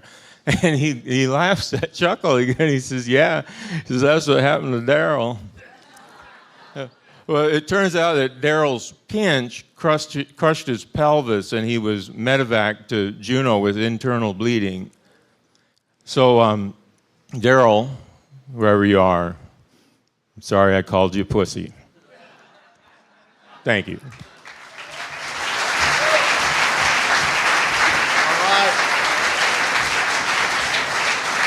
Tom Bodette, ladies and gentlemen, Tom Bodette. We have our last storyteller coming up, and I have to tell you, it is a real thrill for me to introduce this guy. You know, every once in a while, when you're flipping around the stations on television, you come across something that really interests you and makes you laugh and makes you seek out someone's comedy and who they are. And this happened to me about 10 years ago when I saw our next storyteller on, I believe it was Late Night with Conan O'Brien, and I was just found myself laughing out loud by myself, and I thought, here is a guy with a really authentic voice who is a great storyteller and a really, really funny guy. I followed his career since then, and I was lucky enough to be in a movie with him, Cedar Rapids, a few years ago, and we had our paths only crossed for a couple of days while we were working on the film, but we were able to have dinner, and it was one of those guys that you admire. You admire their writing, you admire their comedy, and then when you meet them, the experience exceeds your expectations, and they don't let you down. This guy is not only a hilarious comedian, but he is a great writer, and he's a great filmmaker. And his film is the centerpiece film for the Nantucket Film Festival this year. I declined to have my film be the centerpiece this year. I'm such a fan of our next storyteller that I didn't want to step on his toes. I was like, okay, it's your first time in Nantucket, I'll let you have the centerpiece film. But actually, his film is the centerpiece film, and I believe it shows at 6 o'clock tomorrow. And it is the centerpiece film. It has been adapted from his stage show. He is a absolute Class A storyteller who contributes again and again and again on This American Life. And he wrote a book that the movie is based on called Sleepwalk with Me and Other Painfully True Stories. I brought this copy from Los Angeles. We are so lucky to have an authentic storyteller, a really, really funny man, great filmmaker. Please give a warm welcome to Mike Birbiglia, ladies and gentlemen.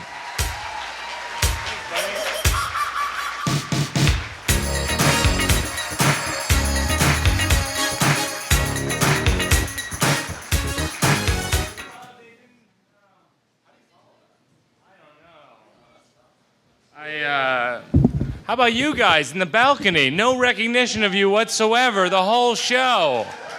Are you guys? That's a record. That is the farthest away that people have ever sat for the worst show ever. That is an unbelievable distance to stay. No, this is a great show. I love these stories. I didn't know there was a detective in Nantucket. And I got Cindy's number. So I'll tell you, it's only twice a year for me and her, but when it happens, she is the vaginal navigator. They don't call her the vaginal navigator for nothing.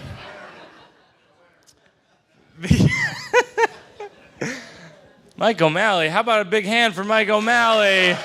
Holy cow. Best host imaginable. So funny and so generous, and it was so nice to meet him. We were working on Cedar Rapids. If you've seen it, Cedar Rapids, I have a very small part in Cedar Rapids. It was originally in the script 4 lines. In the final version, I believe it was cut to just the 2. But yeah, that's how it went down. When I went to the screening, I got a phone call from the director. That's how that works. When people get cut out of movies, you get a phone call on so that you're not so excited when you get there. I didn't see Certainty. I want to see Certainty. That's your film, Mike? It was going to be... Who turned your microphone on? It was going to be the centerpiece film until they invited you. But when no. when does it screen? Tomorrow? Today. It was today. They I'm only gave me one screening. Go ahead, take the show over, Mike. Go. I'll right. shut up. I'm turning my microphone off. I don't know. This is the worst casino ever. No games. There's nothing here. Is this what a casino is in Nantucket? It's just 3 tennis courts and a snack bar? That's how you guys do things here? You take words that sound fun, and then you take the fun parts out. I was so excited about coming to a casino tonight. I can't tell you how disappointed I was to discover that this is a casino. Thank God it's sponsored by Showtime. How about Showtime, everybody? They forgot to put the tagline up when nothing's on HBO, which they usually put up. Are they sponsoring this? I don't really know.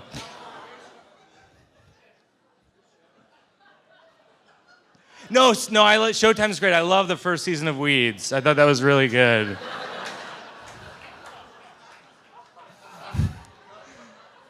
And how much deeper can this hole go? I think farther. Hey!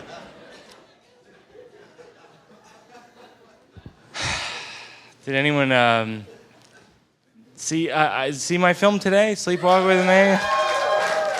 It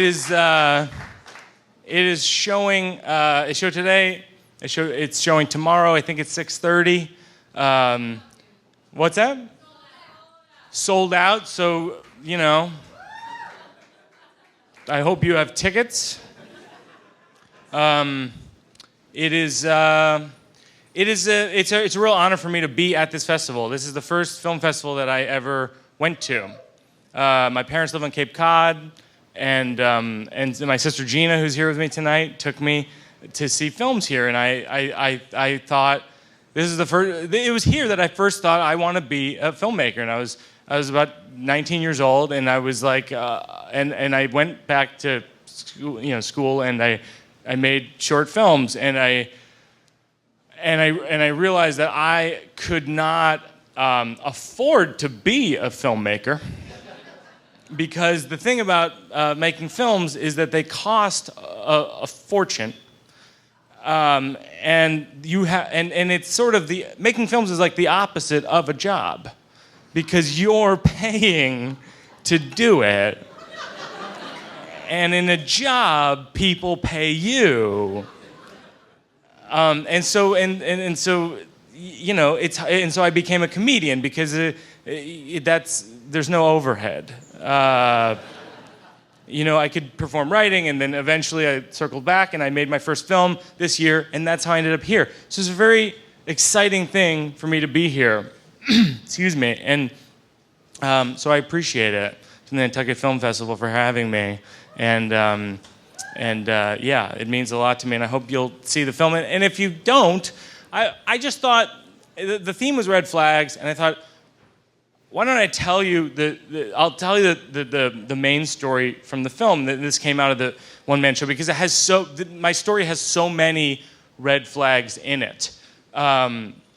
It started about 7 years ago. I started walking in my sleep, and I was living with my girlfriend at the time, and I started having this recurring dream that there was a hovering insect-like jackal in our bedroom, and which is the scariest animal one's brain can imagine, if you think about it, is a jackal that defies gravity. It was just this kind of floating, insect with fur and sharp teeth and teeny arms, which are the scariest kind because they're unpredictable.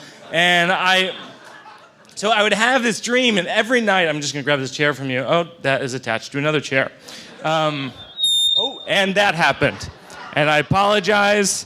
And I would use this chair, except this is one of these things that isn't actually a chair. This is one of these Nantucket things where, so I would have this dream that there was a hovering insect-like jackal in my bedroom, and I would jump on our bed, and I would strike a karate pose. I'd never taken karate, but I had the books from book fair when I was a kid. And I would say, Abby, that was my girlfriend. I'd say, there's a jackal in the room. And she got so used to this that she could talk me down while remaining asleep. She said, there's no jackal, go to bed. And I would say, are you sure? And she would say, Yes, Michael, there's no jackal. Go to bed. And I would say, okay. And I would go to bed knowing that there was a jackal right there. And that's trust. Around this time, I started having this dream. One night I had this dream that I was in the Olympics for some kind of arbitrary event like dust bustering. And they told me I got third place. And I stood up on the third place podium, and I'm feeling good about myself. I'm new to the sport, even in my dreams I don't win. In my wildest dreams I place. And the judges come over and they say, actually, we've reconsidered and we decided that you got second place. I move over to the second place podium and it starts wobbling. And it's wobbling and wobbling. And I wake up and I'm falling off the top of our 5-foot bookcase.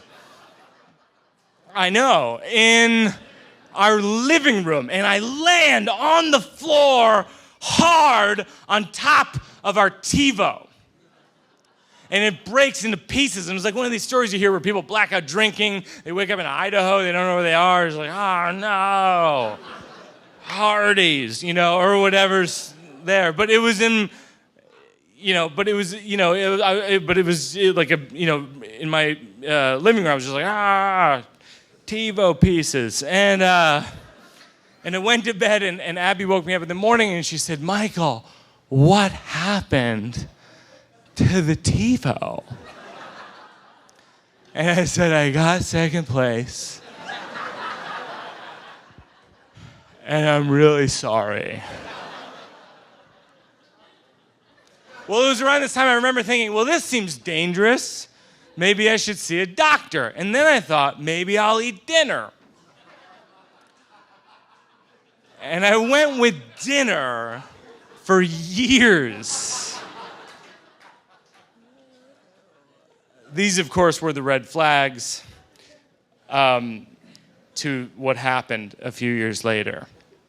About 5 years ago, I'm in Walla Walla, Washington. I'm staying at a place called La Quinta Inn. Some people correct me when I say that. They go, no, it's La Quinta. And I'm like, that's not fair. You can't force me to speak Spanish. I didn't press 2 or whatever. So I'm at La Quinta Inn in Washington, and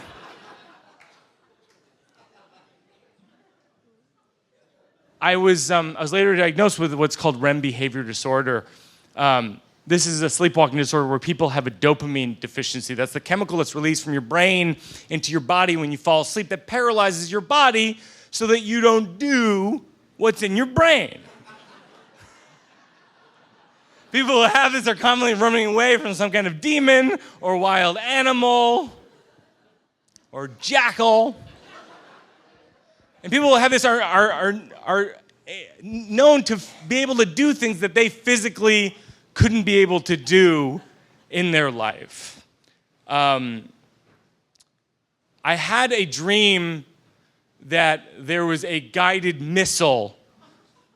Let me preface this by saying, because if people don't know my work at all, they don't realize that this is actually true.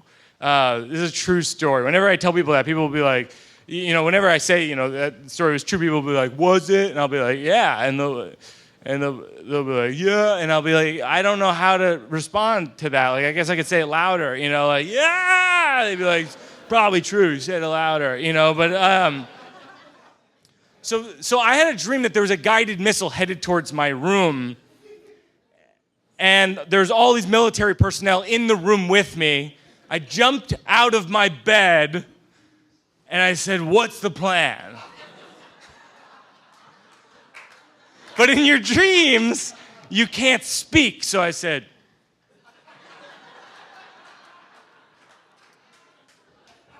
they say, it's come to our attention, the missile coordinates are set specifically on you.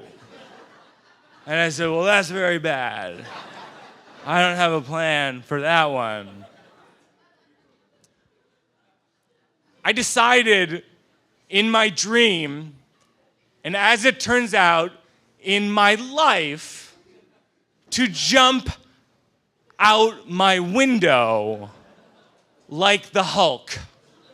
And I say that because that's how I described it at the emergency room 30 minutes later. I was like, you know the Hulk? You know how kind of. I have this habit of preemptively shouting when something traumatic is about to happen. If someone were going to come up to me after the show and like punch me in the face, you know, just like hypothetically, like, I'm from Showtime, you know, or whatever that thing.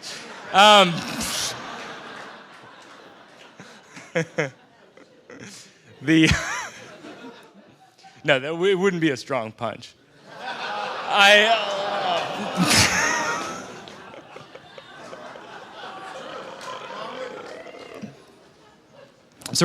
The point is, someone gonna come up to me after the show and punch me in the face, I would just be like, ah! Thinking maybe he'd be like, this is weird, I'm out of here, I'm not punching the shouting guy. So I jump through the window and I scream, ah! There are two important details. One, I was on the second floor. Two, the window was closed. So I jumped through the window. And I jump through the window and I land on the front lawn of La Quinta Inn in Walla Walla, Washington. I hit the ground, I get up, and I keep running. And I'm running, and I'm realizing I'm on the front lawn of La Quinta Inn in Walla Walla, Washington, in my underwear, bleeding. And I'm like, oh no. But in that moment, I was relieved that I hadn't been hit by the missile. I remember thinking, that would have been a disaster. At least I'm still in the game.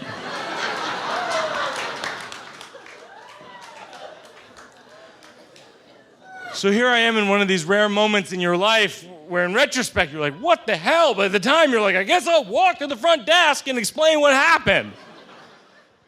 Fortunately, the person working at the front desk was mildly retarded. And I say fortunately because he was completely unfazed by what had just happened. It's 3 a.m, the phones are ringing off the hook from people staying at the hotel who just saw the guy jump out the window screaming, I'm bleeding in my underwear. And I say, hello. Because you have to start somewhere. I'm staying at the hotel.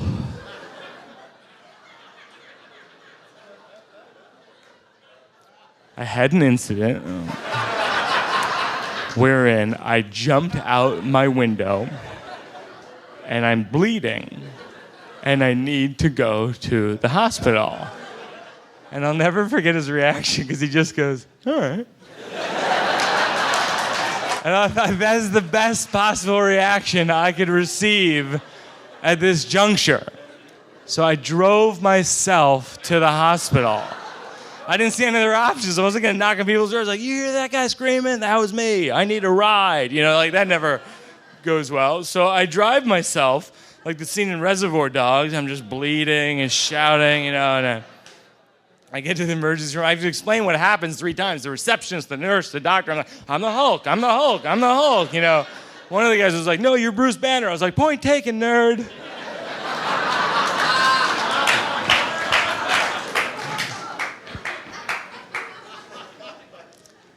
The doctor puts 33 stitches in my legs and in my arms, and at one point he was like, "You should be dead," and I was like, "No, you should." I zinged him because I'm a comedian, and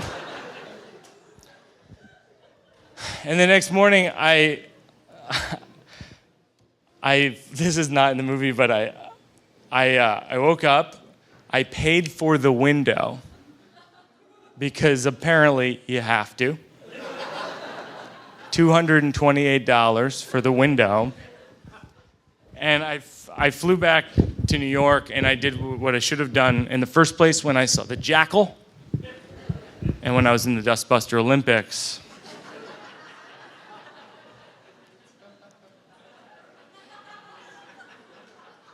I went to see a doctor who specializes in sleep disorders. And I was diagnosed with REM behavior disorder. And so now, when I go to bed at night, I'm not making this up, I take a pill and I sleep in a sleeping bag up to my neck. And I wear mittens so I can't open the sleeping bag.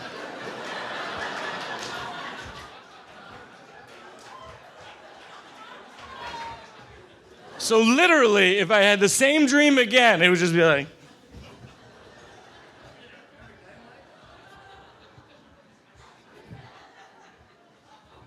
ah!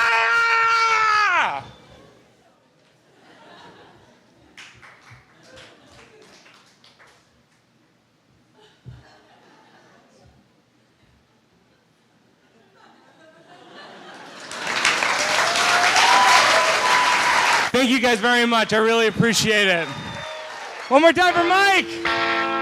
Thank you very much. Thanks for having me all week, everybody. I really appreciate it. Mike Birbiglia, ladies and gentlemen. So, I would like to thank Beth and Mistel and Colin, and one programming announcement. Showtime is canceled. Mr. Birbiglia's screening tomorrow night. You can see my film Certainty in Place. We will use those tickets. So just, you can see that. No, I'm just kidding. Mike's screening tomorrow, 6:30. There's probably going to be some rush tickets in case people can't be there. You guys were an absolutely fantastic audience. I'd like to thank Showtime and all of our sponsors. Thank you. We hope to see you next year. Peace. Enjoy the rest of the festival.